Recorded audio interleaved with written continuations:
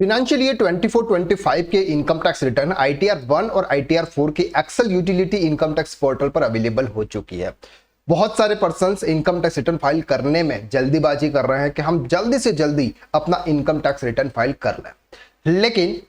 अगर आपका TDS deduct हो रहा है, ऐसे केसेस में आपको अभी आपका इनकम टैक्स रिटर्न फाइल नहीं करना चाहिए। क्या रीजन है इसके पीछे समझते हैं प्रैक्टिकली। जब भी हम इनकम टैक्स रिटर्न फाइल करते हैं,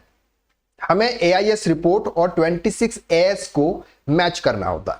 क्योंकि 26AS के अंदर हमारी वो डिटेल्स आती है, यानी कि जिस पर्सन ने हमारा TDS डिडक्ट किया होता है वो डिटेल हमारे 26AS में आती है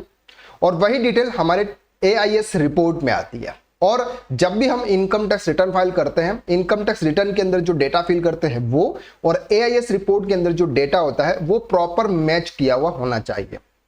नहीं तो डिफेक्टिव इनकम टैक्स नोटिस आता है। अब अगर आप अभी इनकम टैक्स रिटर्न फाइल कर लेते हैं और लास्ट क्वार्टर में अगर आपका किसी भी पर्सन ने TDS डिडक्ट किया है, फॉर एग्जांपल जनवरी से लेके मार्च मंथ तक अगर आपका किसी पर्सन ने TDS डिडक्ट किया है, अब सामने वाला पर्सन यानी कि जिसने आपका TDS डिडक्ट किया है वो अपना TDS का जो लास्ट क्वार्टर का जो रिटर्न्स होता है उसकी जो लास्ट डेट है वो है 31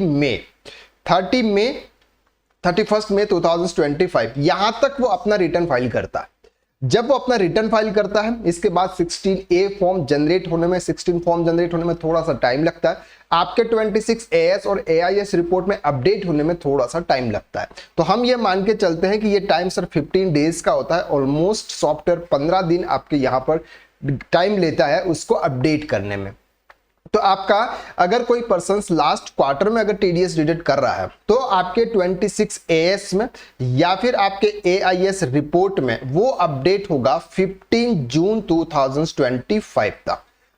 अगर आप अभी अपना इनकम टैक्स रिटर्न फाइल कर लेते हैं और ऐसे केसेस में आपका 26AS और AIS रिपोर्ट अभी तक अपडेटेड नहीं है और अभी आप अब जो भी आपको शो हो रहा है उसके हिसाब से अगर आप इनकम टैक्स रिटर्न फाइल कर लेते हैं, बाद में अगर किसी पर्सन ने TDS डिडक्ट किया और वो डिटेल उसने शो की और आपके 26AS AIS रिपोर्ट के अंदर अपडेट हुए, तो आपका जो रिटर्न्स है वो रिटर्न्स आपका AIS रिपोर्ट 26AS के हिसाब से मिसमैच हो जाएगा।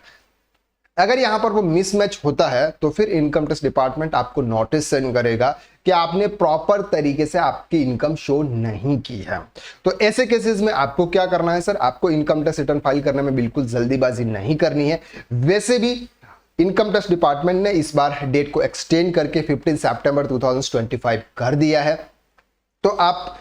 15 जून के बाद अपना इनकम टैक्स रिटर्न फाइल कर रहे हैं। एक बार प्रॉपर तरीके से ये चेक कर ले AIS रिपोर्ट और 26AS में कि आपके लास्ट क्वार्टर का TDS आपके 26AS में या फिर AIS रिपोर्ट में शो हो रहा है या फिर नहीं हो रहा। अगर नहीं हो रहा है तो वेट कर लें, या फिर जिस भी पर्सन ने आपका TDS डिडक्ट किया है एक बार उनसे आप कांटेक्ट जरूर कर लें कि क्या आपने आपका रिटर्न फाइल कर दिया है या फिर नहीं किया है, या फिर मेरे को 26AS में शो नहीं हो रहा है तो या फिर आप मुझे फॉर्म 16 प्रोवाइड कर दीजिए। तो रिटर्न फाइल करने में बिल्कुल जल्दीबाजी नहीं करें, 15 जून के बाद रिटर्न फाइल करें, प्रॉपर तरीके से AIS और 26AS को चेक करें, उसके अंदर जो डेटा आपको शो हो रहा है उसके अकॉर्डिंग आप अपना इनकम टैक्स रिटर्न फाइल करें। अगर आप ITR 4 फाइल कर रहे हैं और आप GST में रजिस्टर्ड है तो GST के अंदर आपने GSTR 1 के अंदर जो सेल्स शो किया हुआ है वही सेल्स आप आपके GSTR 1 के अंदर शो करें। या फिर अगर आप GST में रजिस्टर्ड नहीं है तो 40 लाख से कम का आपके रिटर्न के अंदर सेल शो करें। अगर आप प्रोफेशन में है तो 20 लाख से कम की ग्रॉस सेल्स आप वहां पर दिखाएं। अदरवाइज GST डिपार्टमेंट या इनकम टैक्स डिपार्टमेंट की तरफ से नोटिस आ सकता है कि सर आप GST में रजिस्टर्ड थे, आपका टर्नओवर 40 लाख से ऊपर है, आपको रजिस्टर्ड होना चाहिए था, आप तो रजिस्टर्ड हुए नहीं हो। अगर प्रोफेशन की बात करें तो 20 लाख से अबो का सेल्स है तो आपको GST में रजिस्ट्रेशन होना चाहिए, आप हुए नहीं हो, तो आपको ये चीज ध्यान रखनी है। आई होप कि इस वीडियो के अंदर हमने जो कुछ भी बताया वो आपको इजीली क्लियर हो गया। तो आज के लिए बस इतना, नेक्स्ट वीडियो में फिर मुलाकात करते हैं, तब तक के लिए थैंक यू सो मच।